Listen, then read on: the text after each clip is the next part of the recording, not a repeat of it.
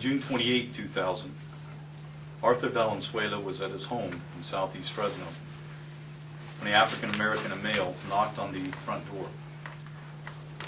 This individual entered the residence and the two began to argue. The suspect then pulled out a gun and unfortunately killed Arthur. The suspect is described as an African-American male, 6 feet tall, with a muscular build. And here today is his mother, Lupe Gasso.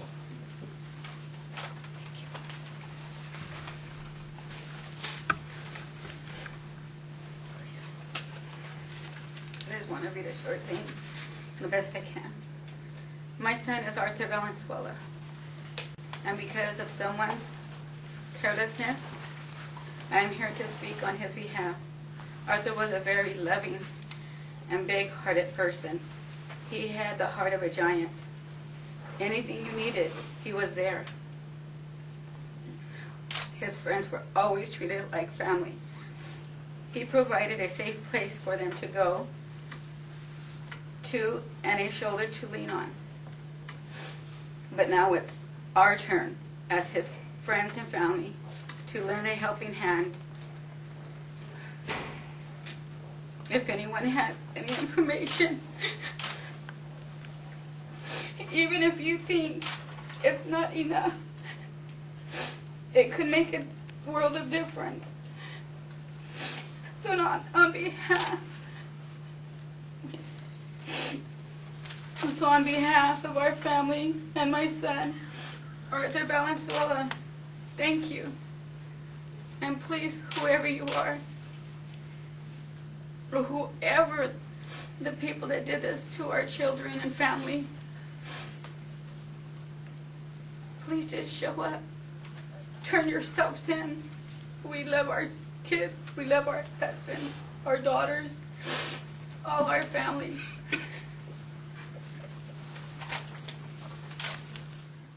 On May 18, 2007, Danny Estrada went to the convenience store at Maple and Belmont to pick up some milk for his child. Danny was confronted in the parking lot and shot several times, killing him. Video of this incident taken from the store shows that the suspect drove away in a light-colored, full-size SUV. The motive for this killing is unknown, although we know words were exchanged outside of the store. We had sent this video to the media a few months ago, asking the media to play it, which all of you did. Unfortunately, we have yet to get a single phone call regarding who the suspect might be or who a witness who was also present is. And so we're asking members of the media if they would again show that video one more time. The Sun Carrington Foundation also gave a reward of $5,000 for this case. And here today on behalf of Danny's family is Stephanie Cabrera. Stephanie? This is from the family and friends of Danny Estrada. We are begging our community to come forward with any information that will lead to the arrest and conviction of the person or persons responsible for our loss. If you were in the area of Maple and Belmont on May 18, 2007 around 5 p.m., please feel our pain and call Crime Stoppers or Detective Richard Bird at 621-2445 and keep us in your thoughts. Thank you to those who have been there for us. Danny was a dad, a son, a brother, and a best friend. This has been a long year. A long year without him.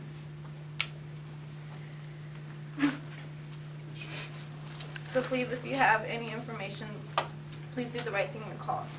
Thank you.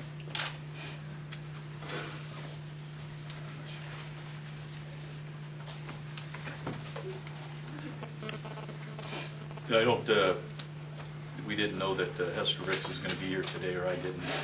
And so we didn't have the information regarding the homicide that occurred back in 2001 on her son, Derek Riggs. But I did want to, and we have done a number of things together over the years trying to bring to justice the person responsible for this homicide. And I know this has been, as it is with all of these mothers and family members, it has been a painful and excruciating time not having justice brought forth for the one responsible for killing Derek. And so at this time I'd like to have Esther come forth. Esther. Thank you, Chief, and thank each and every one of you, and also TV station and Detective Richard Bird and Culinary. We really, really like to thank you from the bottom of our hearts. My concern here today, and it has always been, is our families that have been left behind from our loved ones that have been taken from us.